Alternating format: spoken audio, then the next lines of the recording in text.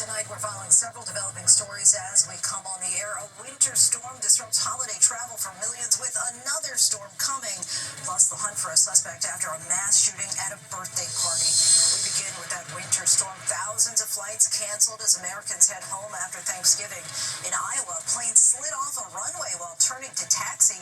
Dozens of cars and trucks involved in a pileup in Indiana, while Chicago has its snowiest November day on record. And round two is on the way, bringing snow and rain to multiple states. Our weather team is timing it all out. Tonight, police are searching for a suspect who they say opened fire at a child's birthday party in Stockton, California. 4 people, including young children, were killed, nearly a dozen others wounded. Also tonight, the high-level talks on Ukraine's future and the Russian demand that's emerging as a key sticking point. Russia now stepping up its drone attacks to 1,400 in just 1 week. Ukraine, though, fighting back with attacks on 2 Russian ships. President Trump turns up the pressure on Venezuela, warning airlines its airspace should be considered closed. And now Republicans and Democrats are expressing alarm over a report on a series of U.S. strikes on a suspected drug boat in the Caribbean Sea. Some say it may have violated international law. Defense Secretary Pete Hegseth is under scrutiny. Disturbing new allegations about the suspect in the shooting of 2 National Guard troops in the nation's capital. The Secretary of Homeland Security claims he may have been radicalized after arriving in the U.S. from Afghanistan. Pope Leo's mission to the Middle East and what he sees as the best hope for peace between Israel and the Palestinians. The shocking crash captured on video, a coffee shop destroyed. The 90-year-old driver rushed to the hospital. And we have the receipts. This Black Friday broke records for online shopping, with Cyber Monday still ahead. And America Strong tonight, the baby that just couldn't wait to be born, and the fire captain who waited his whole career for a moment like this. From ABC News World Headquarters in New York, this is World News Tonight. Good evening, everyone. Thanks so much for joining us on this Sunday. I'm Lindsay Davis. We begin tonight with a beast of a winter storm that is making a mess of the trip home for millions of Americans after the Thanksgiving holiday. Snow and ice are creating scenes like this one at Chicago airports, causing the cancellation of more than 1,500 flights there on Saturday. Overnight, a terrifying close call for passengers in Iowa where a plane skidded off an icy runway. Fortunately, everyone is okay. The blast of winter is also making the drive home dangerous for millions hitting the roads. Some 35 cars and 10 semis were involved in this massive pileup on Interstate 70 in Indiana. And another system moving in has already caused multiple car pileups on Interstate 70, this time in western Colorado. Our weather team is standing by with the forecast, but first, ABC's Morgan Norwood leads us off from New York's International Airport. Tonight, the massive winter storm disrupting travel all weekend as millions head home from the Thanksgiving holiday. In Chicago, the snowiest November day on record, 8.4 inches of snow falling in just 24 hours Saturday.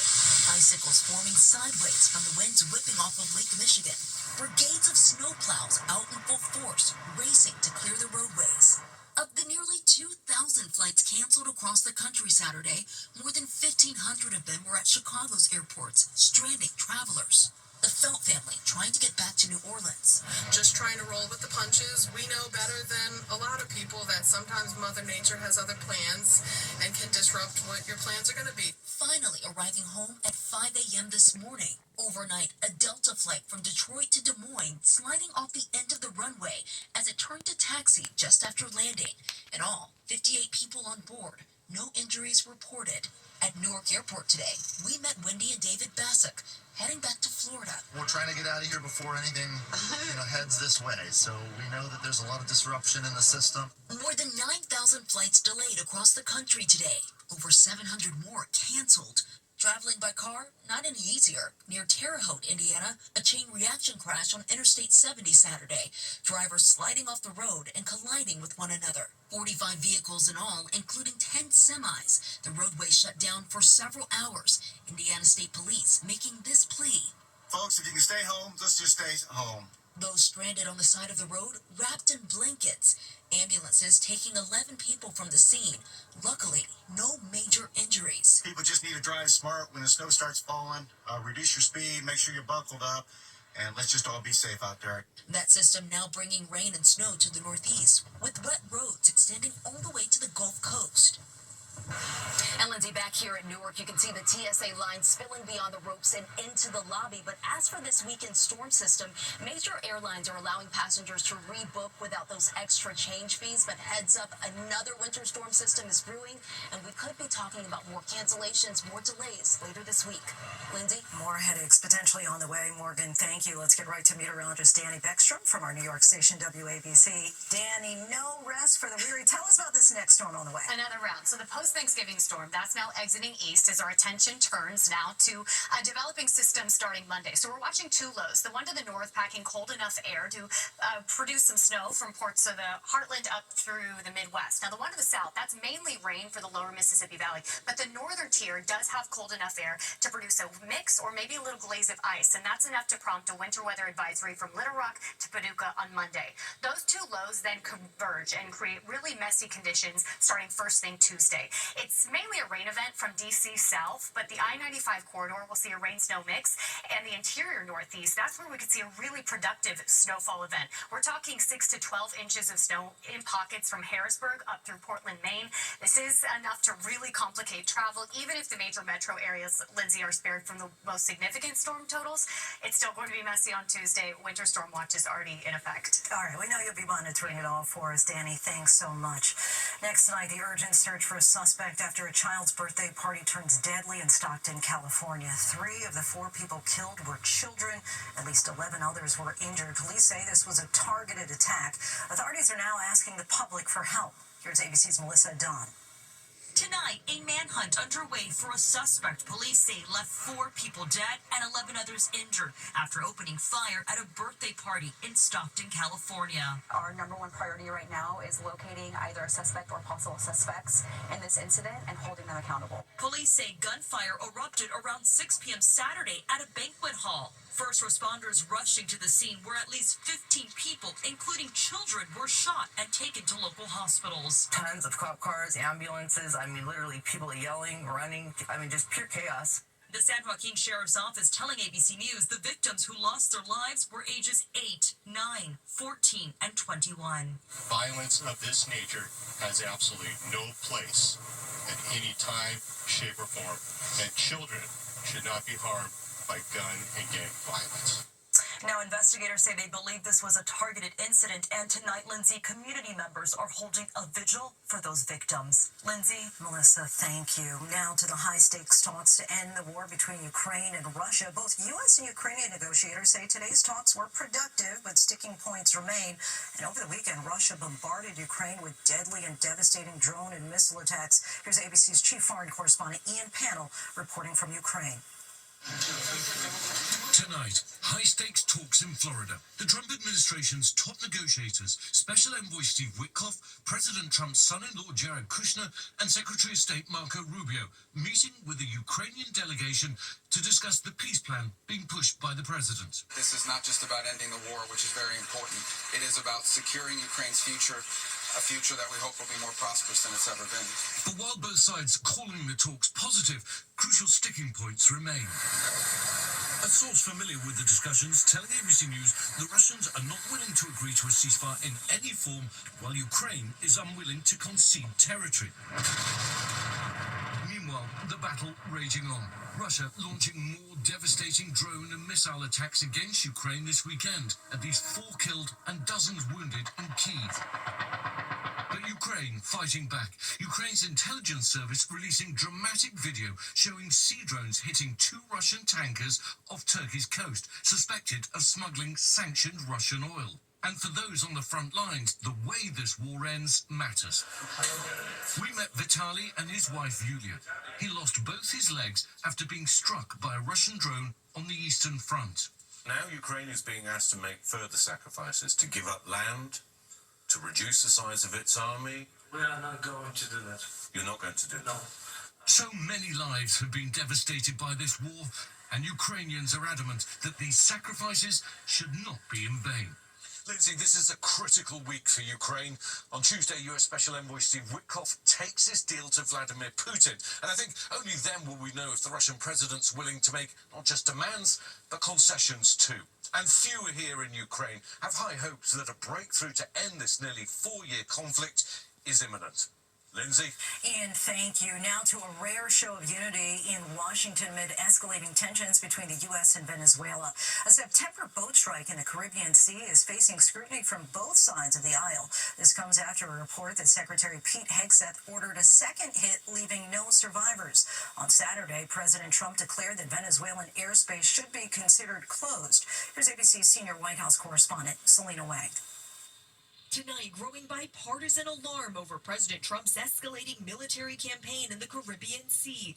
Top lawmakers saying the U.S. military may have violated international law in September after the Washington Post reported that U.S. forces carried out a second airstrike on a suspected drug boat after the initial strike left 2 survivors struggling in the water, allegedly to comply with Defense Secretary Pete Hegseth's initial orders to kill all passengers aboard. This rises to the level of a war crime if it's true. Obviously, if that occurred, that would be very serious, and I agree that would be an illegal act. ABC News has not confirmed the specifics of those orders. Subsequent strikes killed survivors in the water, a source confirmed to ABC News, but questions remain about why.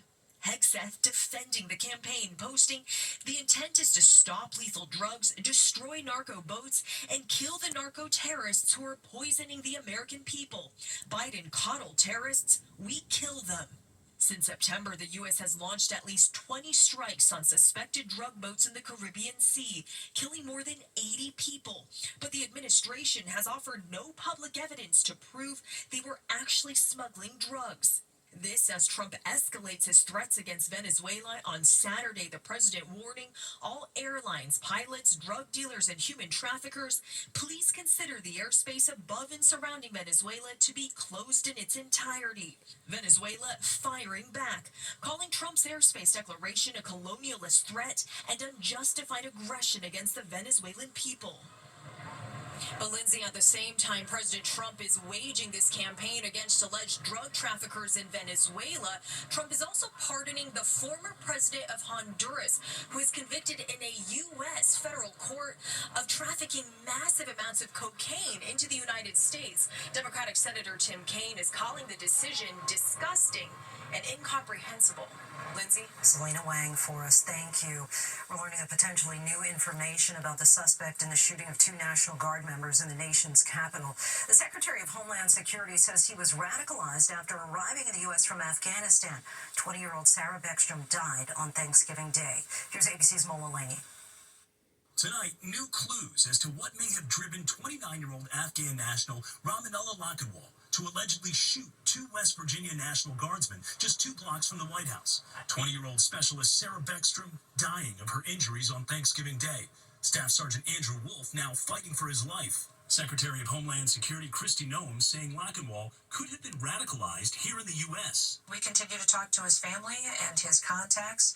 More details will be revealed and we'll release those when it's appropriate. Authorities still investigating, but so far have not released any evidence pointing to Lakhdwal having ties to a terrorist organization. The husband and father of 5 entered the U.S. in 2021 and was granted asylum in April. A source tells ABC News Lakhdwal was unable to work in his adopted home of Washington State because of an expired work permit. And according to the Associated Press, he struggled for years with his new life in the U.S., while his mental health reportedly deteriorated. The shooting leading the Trump administration to pause all asylum decisions and, at least for now, stopping the granting of visas to Afghan nationals. It is outrageous and unfair to try to punish an entire class of people.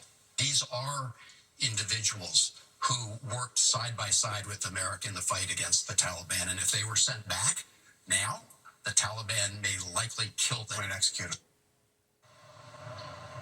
Lakhdwal was wounded in the shooting and remains in the hospital. He faces first-degree murder and other charges, Lindsay.